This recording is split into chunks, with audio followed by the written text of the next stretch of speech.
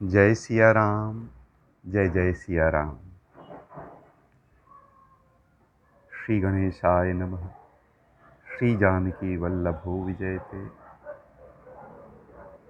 ओंकार ध्वनि हम कुछ बार करते हैं, उसके बाद धर्म पर अपनी चर्चा को आगे बढ़ाएंगे।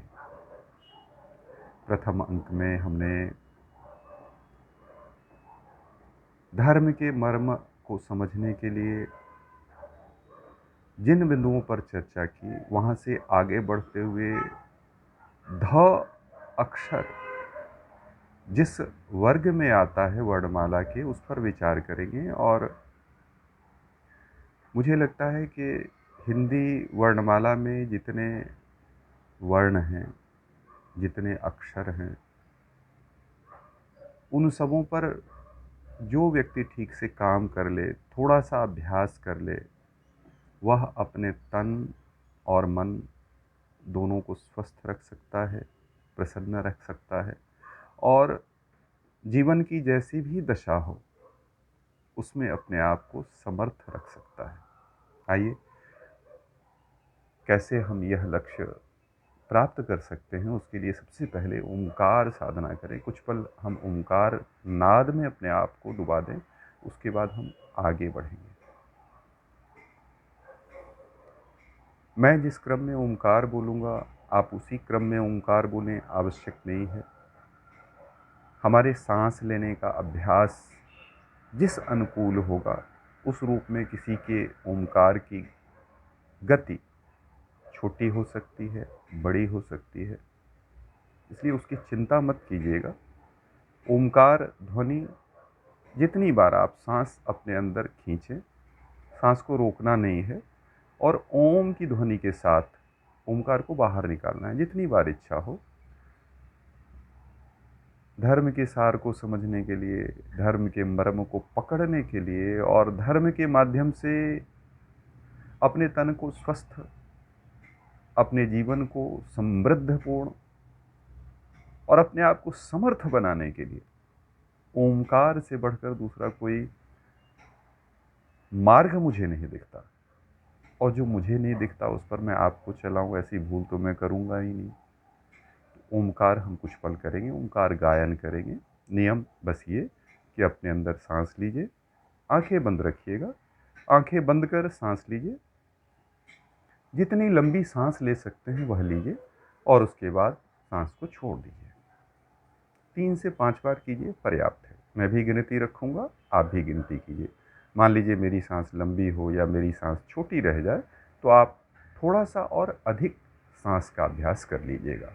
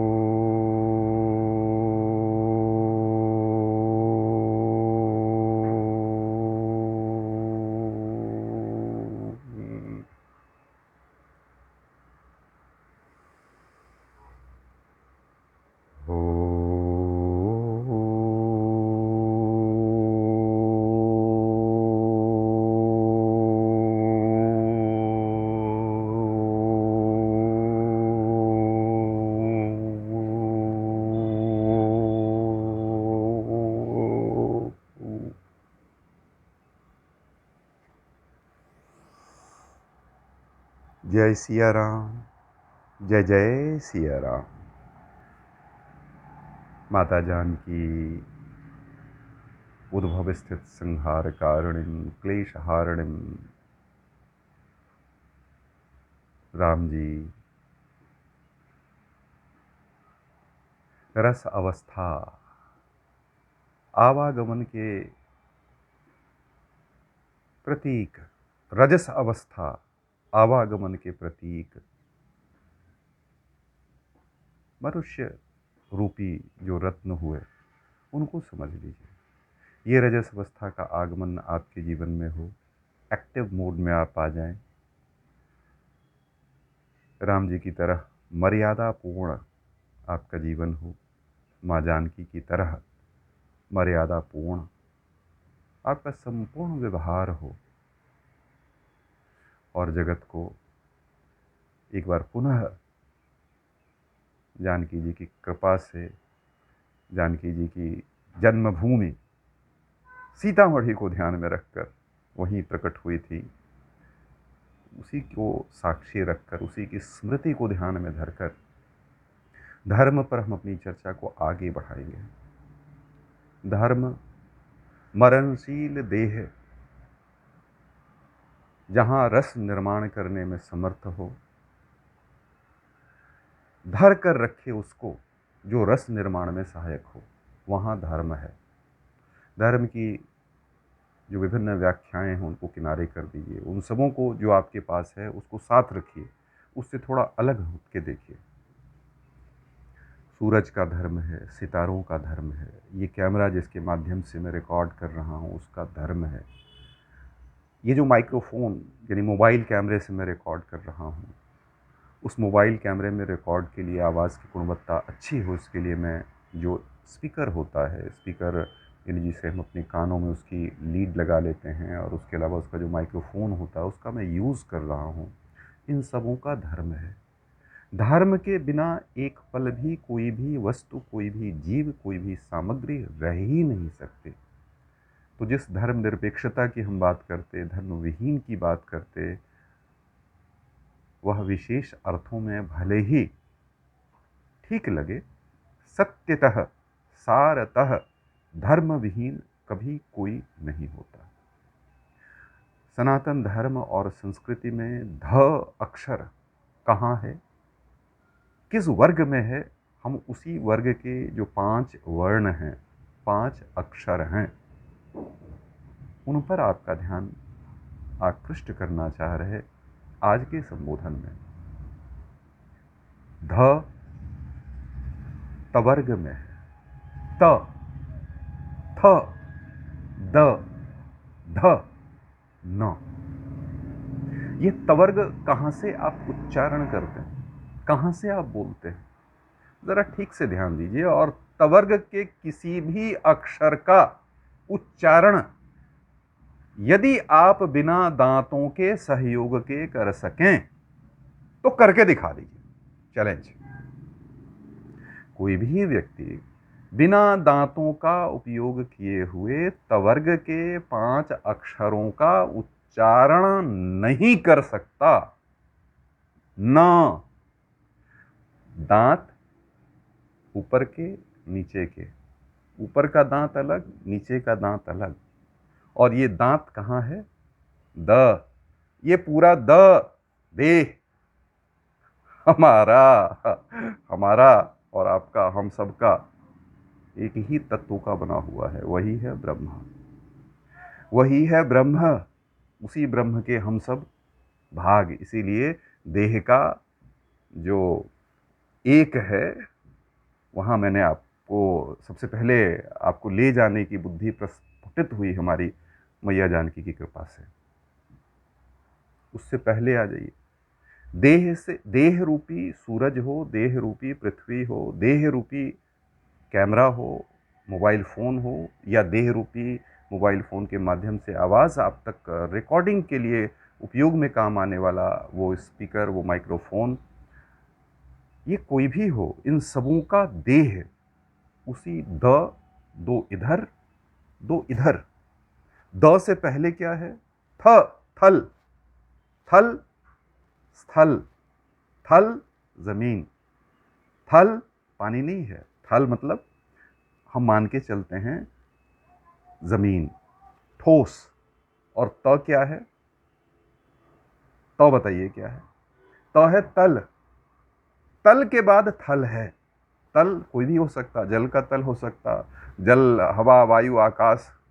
तल के जब जाएंगे तो अतल, सुतल, बहुत सारे तल मिल जाएंगे, डिफरेंट लेवल्स। तल मतलब लेवल, तो डिफरेंट लेवल।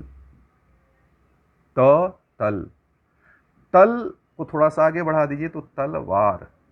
थल को प्राप्त करने के लिए तलवार का प्रयोग होता, जो अभी यूक्रेन में चल रहा। और एक पक्ष के जो नायक हैं वह कहते कि ये थल तो हमारे अनुसार चलना चाहिए, और जिनके थल पर वो बढ़ने की कोशिश कर रहे हैं वह ये कह रहा कि ये हमारा थल है, इसकी रक्षा करने का हमें अधिकार है, और हम मर जाएंगे लेकिन अपने अधिकार को नहीं छोड़ेंगे। तो वहाँ पर वार किया जाता। तलवार, त से तलवार, थ से थल। थ से और क्या हो सकता है? थ से और होता है इसी वर्ग का एक अक्षर जो प्रासंगिक है यहाँ, वह आपको दिखाता हूं। थ से थन, थ न, नश्वर का थन। थ क्या? थ और न मिलके जो थन, और उस थन से जो दूध निकलता, उसी दूध के सहारे हम आप सभी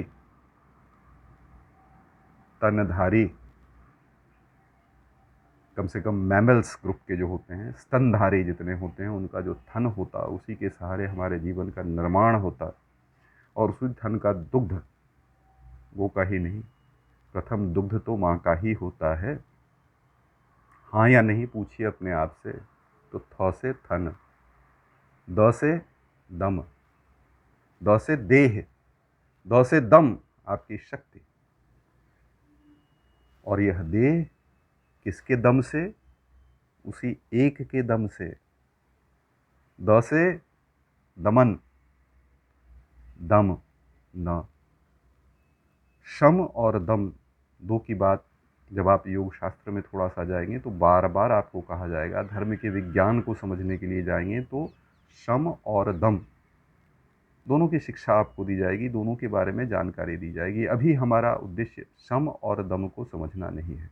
अभी तो हम बस तवर्ग के जो 5 अक्षर हैं वहाँ पर थोड़ा बहुत आपको प्रवेश कराने की कोशिश कर रहा हूँ कि वहाँ धर्म को समझने के लिए किस रूप में ये सहायक है, वह जानिए। दम, देह, ध, धर्म। ध से धर्म, ध, एक बार फिर से देखिए, ध यूं, दूसरा ध का यूं, और ऊपर से डंडा। तो ध, उसमें रस आएगा, धर्म का ध, और उसके बाद र, रस का आवागमन होगा, जल का आवागमन होगा, और उसमें से परकोलेट करके जो अच्छा है, जो बढ़िया है, उसको अपने घर में बसाना। तो ध, डंडा, ये जो डंडा के साथ टिका हुआ हिस्सा नीचे का रहा, उसमें जो हमने रस को घर किया, रस निर्माण की प्रक्रिया समझी। और कौन? मरणशील सत्ता का हर अंग, हम आप सभी। तो वो धर्म का र, मनुष्य, मरणशील सत्ता का सब अंग। तो त, थ, द, ध। ध से एक और होता है धनुष। भोलेनाथ की बात करते हैं, भोलेनाथ का धनुष, पिनाक धनुष। ये ध से धनुष क्या है? कभी विचार किया? नहीं किया। चलिए, तो से तीर का पर भी विचार कीजिए, क्योंकि धनुष और तीर का संयोग होता है। धनुष और तीर के संयोग को ठीक से समझना, महाशिवरात्रि के पूर्व दिवस पर आज की रिकॉर्डिंग चल रही, भोलेनाथ को साक्षी रखकर। राम जी के आराध्य हैं भोलेनाथ, और भोलेनाथ के आराध्य हैं राम जी। देखिए, हमारे जो सनातन धर्म के प्रवर्तक रहे, रक्षक रहे, उन्होंने अपना जीवन होम कर किस तरह हमें शिक्षित किया, हमें एकत्व का पाठ पढ़ाया। गोस्वामी तुलसीदास की कई पंक्तियां हैं जो राम और भोलेनाथ दोनों के एकीकरण पर जोर देते हैं। कहते हैं कि दोनों को जो अलग समझता है वह मूर्ख है, उसको हानि उठानी पड़ती है। भोलेनाथ का दिवस कल, भोलेनाथ का धनुष पिनाक, और उस पिनाक धनुष को तोड़ने के लिए राम जी पहुंचते हैं मिथिला, मेरी मैया की भूमि। मैं मिथिला का हूँ। जय सिया राम, जय जय सिया राम। हम मिथिलाक छी। मैथिली एक अवस्था तक आदिशक्ति जगदम्बा जननी उद्भव स्थित संहार कारिणीं क्लेश हारिणीं सर्वश्रेयस्करीं सीताम नतो हम राम वल्लभाम। और एक अवस्था के बाद जानकी जी, हमारी बहन जानकी जी, फिर अवस्था थोड़ी सी बढ़ जाने के बाद हमारी पुत्री, और इसी पुत्री भाव में जिस जानकी जी को प्रकट करने के लिए जिस स्थल पर तप किया गया, पुंडरीक ऋषि ने तप किया, उर्वरा भूमि थी मिथिला की, वह पुनौरा धाम। उस पुनौरा धाम को नमन करते हुए, पुनौरा धाम के दर्शन आपको कराने की कामना करते हुए, आपको तीर धनुष पर ले चलना चाहूंगा। पिनाक धनुष, पिनाक धनुष को राम जी ने मिथिला में तोड़ा। जनक जी का जहाँ कहीं महल हुआ करता था, जहाँ कहीं उनकी राजधानी हुआ करती थी, तत्काल में त्रेता युग में शीरध्वज जनक 32वें अपने कुल के जनक थे, उनके पीरियड में राम जी आए थे, तो वहाँ उन्होंने पिनाक धनुष तोड़ा। तो ये धनुष क्या है? धनुष का ध वही ध है, धरना, होल्ड करना। नश्वर जगत में उद्गम से उत्कर्ष तक पहुंचाने का सामर्थ्य रखने वाला जो उपयोगी अस्त्र है वह है धनुष। तीर, तीर और धनुष। धनुष का न नश्वर जगत में उद्गम से उत्कर्ष तक को धरने वाला धनु। श बड़ा ही महत्वपूर्ण अक्षर है, बड़ा ही महत्वपूर्ण समझने वाला तत्व है, अविनाशी है। श कैसे लिखेंगे? यूं, यूं, और पेट आपने काट दिया, एक घर उसमें भी बन रहा और आधा हिस्सा खाली है। यूं, यूं, और पेट कटा हुआ, यानी पवर्ग। प आपने लिखा, पवर्ग में नहीं आता। धनुष का श मूर्धन्य श कहा जाता है, मूर्धा से इसका निर्माण हुआ है। षट रूप में जो कुछ प्रकट हो सकता है, जो कुछ उद्गम से लेके उत्कर्ष तक हो सकता है, उसको होल्ड करने वाला, उसको धरने वाला धनुष है। धनुष कैसा होता? यूं ऐसा होता, उसमें एक यूं ऐसे लगा होता धनुष। आर्क, उस आर्क को घेरने के लिए एक रस्सी, प्रत्यंचा, और उस पर धरने के लिए तीर। यूं तीर को प्रत्यंचा पर धरा, पीछे खींचा, और षट रूप में प्रकट कराने की जो सामर्थ्य रखे वह है पिनाक धनुष, वह है धनुष। और जरा अपने निर्माण पर आइए प्रभु। षट रूप क्या? क्षितिजल पावक गगन समीरा, पंच तत्व यह अधम शरीरा। अधम शरीर कैमरे का हो, इस मोबाइल फोन का हो, इस लीड का हो, इस तन का हो जो आपके समक्ष है, या आपका हो, सूरज का हो, चांद का हो, पृथ्वी का हो, पृथ्वी पर समस्त जो वनस्पतियां हैं, जीव हैं, उन सब का हो, किसी का हो। इन्हीं 5 मूल तत्व, क्षिति, जल, पावक, गगन, समीर, समीर वायु, गगन अंतहीन आकाश, 5 बेसिक एलिमेंट्स। कौन कौन से? यहां से समझिए। फायर, अग्नि, एयर, वायु, स्पेस, आकाश, अर्थ, धरती, क्षिति, वाटर, जल। ये 5 बेसिक एलिमेंट। और छठा बेसिक एलिमेंट ये जीव तत्व। ईश्वर तत्व जीव अविनाशी कह गए बाबा तुलसीदास। धर्म के माध्यम से जिस देह को हमने धरा वह धड़ है, लेकिन जो हमारी जीवनी शक्ति है, प्राण शक्ति है, वह प्राण शक्ति ईश्वरीय तत्व है, आत्मा कह लीजिए, इस 6 को श मूर्धन्य श में समाहित हैं। नश्वर जगत में उद्गम से लेके उत्कर्ष तक इस षट को धरने में समर्थ जो ध है वही धर्म है। जिसको ये धारण करने की क्षमता नहीं है, जिसको ये देखने की क्षमता नहीं है, वह धर्म नहीं है। Be very careful.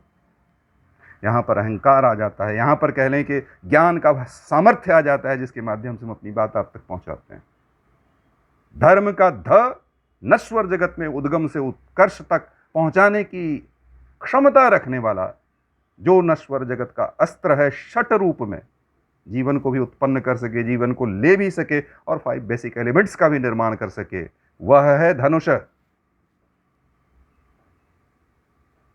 पिनाक धनुष प्रभु भोलेनाथ का, उसे तोड़ देते हैं राम जी। क्यों? मिथिला में पहुंच के, क्योंकि जानकी जी को प्राप्त कर सकें। वही जनक राज की उस जमाने में इच्छा थी कि जो इस पर प्रत्यंचा चढ़ा देगा वह जानकी को प्राप्त करेगा। प्राप्त करके मिलेगा क्या? क्या नहीं मिलेगा? रस वही ब्रह्म। धर्म का ध धरना, र रस को और म मनुष्य को। मनुष्य रस के मर्म को समझे, रस के मर्म को समझे और धरे उस धर्म को, जिससे उसका ये देह स्वस्थ रह सकता है, हर पल ये मन प्रसन्न रह सकता है, हर अवस्था में। वह है धर्म। जो धर्म आपके तन को स्वस्थ नहीं रह सकता, उस धर्म को मत धरिए। जो धर्म आपकी मानसिक अशांति में बाधक है, उस धर्म को त्याग दीजिए। और जो धर्म रस उत्पन्न करने में सहायक नहीं, उसको छोड़ दीजिए। देखिए, आपका जो निर्माण हुआ, मेरा जो निर्माण हुआ, तो उसी तीर और धनुष की सहायता से हुआ। रस वही ब्रह्म। बिना रस के निर्माण के आपका जन्म नहीं हुआ होगा और ना मेरा हुआ। और हमारे आपके माता पिता ने और हम आपने यदि संततियों को जन्म लिया, तो हम जानते हैं कि किस तरह हमारा देह धनुष बन जाता, किस तरह हमारा देह ठीक तीर को छोड़ता है धनुष की तरह। और जिस रस का निर्माण दोनों तन के माध्यम से होता है, उसी से एक नए जीव का जन्म होता है। Am I wrong? गलत कह रहा मैं? देह रूपी 2 नर नारी धनुष बनकर जब कुछ ग्रहण करने को, कुछ दान करने को, कुछ दम दिखाने को एकत्रित हुए, संग्रह हुआ, तो एक नए जीव का निर्माण हुआ। यह है धर्म का मर्म। और उसी भोलेनाथ को साक्षी रखकर आज हम रिकॉर्डिंग कर रहे हैं। त थ द ध न, त थ द ध न। न का शुद्ध उच्चारण दूसरी जगह से करेंगे तो शुद्ध नहीं होगा, दांत की ही सहायता लेनी पड़ेगी। जितने औजार हैं उसमें से अधिकांश इसी तवर्ग से आ जाते हैं, तलवार, तीर और भी बहुत सारे। वहाँ नहीं जाऊँगा, विस्तारीकरण का भय है और समय की सीमा है। उसी समय की सीमा में धर्म के मर्म को हम समझें, धर्म के मर्म को समझकर इस देह को साधें, और इस देह को साध कर, इस मन को साध कर धर्म का सार अपने जो कह लें कि निकट के लोग हैं उनको हम समझाएं, उनके स्वस्थ रखने में, उनको प्रसन्न रखने में किस रूप में धर्म सहायक है, उसका प्रसार करें। बस यही विराम लेना चाहूँगा। जय सिया राम, जय जय सिया राम। ओंकार ध्वनि के साथ समाप्त करते हैं, क्योंकि इस क्रम में क्या होगा, आप ओंकार से जुड़ेंगे, ओंकार के मर्म को समझेंगे, प्राण नियमन पर थोड़ा सा काम करना समझ पाएंगे, कर पाएंगे। ओंकार की ध्वनि में, ओंकार के नाद में तन को स्वस्थ करने की, जीवन के हर लक्ष्य को प्राप्त कराने की अद्भुत क्षमता है। वो हमने प्राप्त की है, इसीलिए आपसे शेयर कर रहे हैं। आइए ओमकार ध्वनि के बाद हम समाप्त कर देंगे।